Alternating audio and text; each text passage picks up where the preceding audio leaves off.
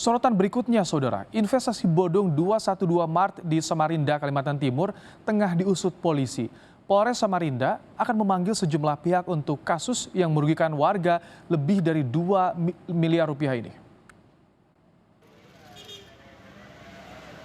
Setelah menerima laporan korban penipuan investasi 212 Mart pada Jumat lalu, polisi mulai menjadwalkan pemeriksaan sejumlah pihak. Korban saat itu menyetor dengan jumlah uang bervariasi antara Rp500.000 hingga Rp20 juta.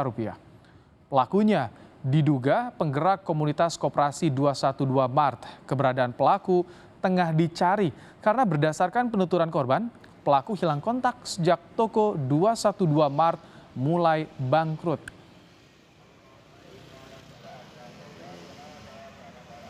Laporan tertulis dari Lembaga Bantuan Hukum 212 Mart, yaitu terkait dugaan penipuan dan penggelapan investasi.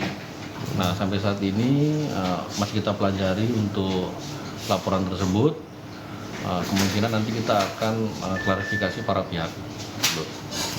Kabarnya akan ada membuat posko untuk laporan-laporan bagi para. Nah, nanti makanya kita akan pelajari dulu investasi ini seperti apa, karena ada yayasannya juga. Nah, itu kita perlu pelajari dulu nanti, ya.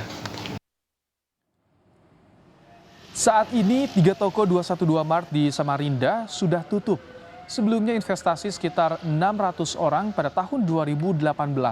3 unit 212 Mart didirikan dengan nilai total lebih dari 2 miliar rupiah. Belakangan diketahui, Koperasi Syariah 212 ilegal alias tak ada izin resminya. Saat itu warga yang berinvestasi hanya dijanjikan keuntungan dan diberikan kartu tanda anggota serta sertifikat.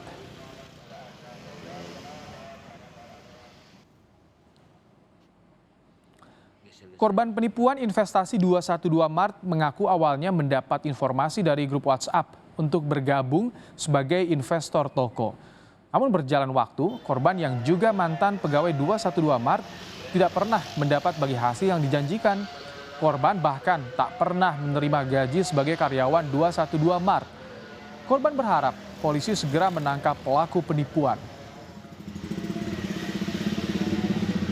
Toko ini seperti ini nggak ada tuannya memang sudah, dan saya juga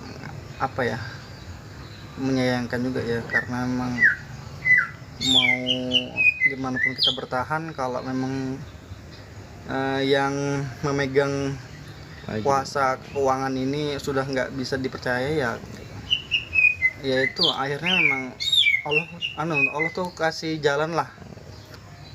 Dia kan dulu sebagai bendahara dan akhirnya membuka PT-nya dan diambil alih PT-nya 212 ini.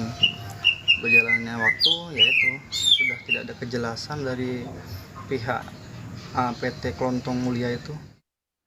Bagaimana perkembangan terkini penyelidikan penipuan investasi 212 Mart di Samarinda, Kalimantan Timur? Kita sapa jurnalis Kompas TV, ada Jasmine Jafar. Selamat petang, Jasmine. Fakta apa saja yang terkini yang sudah dikantongi oleh polisi terkait dengan pengejaran para pelaku? Baik, selamat petang Ibrahim dan selamat petang pemirsa. Saat ini saya berada di belakang salah satu ruko yang digunakan sebelumnya adalah koperasi 212 Mart yang sedang bermasalah dan dianggap bodong bagi para investornya. Dan dari hasil perkembangan terakhir, komunikasi kami dengan pihak Polresta Samarinda yang menangani kasus ini, Kasat Reskrim Sena telah membeberkan sejumlah fakta-fakta yang telah dilaporkan secara resmi oleh lembaga hukum yang diwariskan kepada para investor yang mengaku telah tertipu oleh sejumlah pengurus koperasi 212 Mart ini. Dan saat ini memang pihak Polresta Samarinda telah menyusun mendata siapa saja korban yang ada tercatat yang telah dilaporkan, dan memang cukup banyak, Ibrahim, bahwa dari data sebelumnya hanya sekitar 400 orang yang berinvestasi dianggap merugi.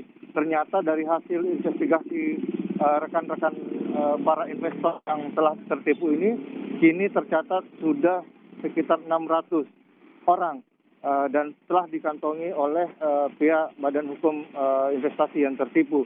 Dan kali ini juga pihak kuasa hukum telah mengumpulkan bukti-bukti jika memang terjadi penambahan korban yang tercatat selama ini, dan kemungkinan besar memang akan bertambah karena tidak hanya diduga tidak hanya di kawasan Samarinda saja, tapi ada beberapa daerah lain. Dan juga di kawasan Samarinda ini pun dari jumlah grup yang ada di komunikasi melalui via WhatsApp ini juga lebih dari 600 orang. Jadi masih pihak kepolisian masih mengumpulkan data-data dan akan dilakukan pemanggilan untuk mengklarifikasi apakah benar tentang investasi bodong yang terjadi di Minimart 212 ini, Ibrahim.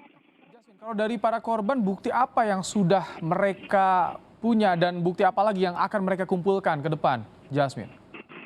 Ya Ibrahim, saat ini bukti-bukti sejumlah kwitansi yang telah mereka lakukan pada saat pembayaran investasi awal mereka, misalnya saudara Andika yang kebetulan tidak berada jauh dari yang pernah menjadi karyawan di sini, sudah membayarkan sejumlah uang sekitar 1 juta rupiah per orang bagi karyawan yang mau berinvestasi di 212 Mart ini melalui koperasi yang dijanjikan. Namun beberapa warga juga yang telah berinvestasi juga telah menghimpun sejumlah bukti-bukti catatan keuangan, baik keuangan dari koperasi sendiri juga telah dikumpulkan oleh mereka yang pernah bekerja sebagai karyawan di 212 Mart ini, Ibrahim. Baik, korbannya bahkan diduga mencapai 600 lebih pengejaran, dan saat ini polisi masih tengah melakukan pendataan para korban. Terima kasih Jasmine Jafar untuk laporannya langsung dari Samarinda, Kalimantan Timur.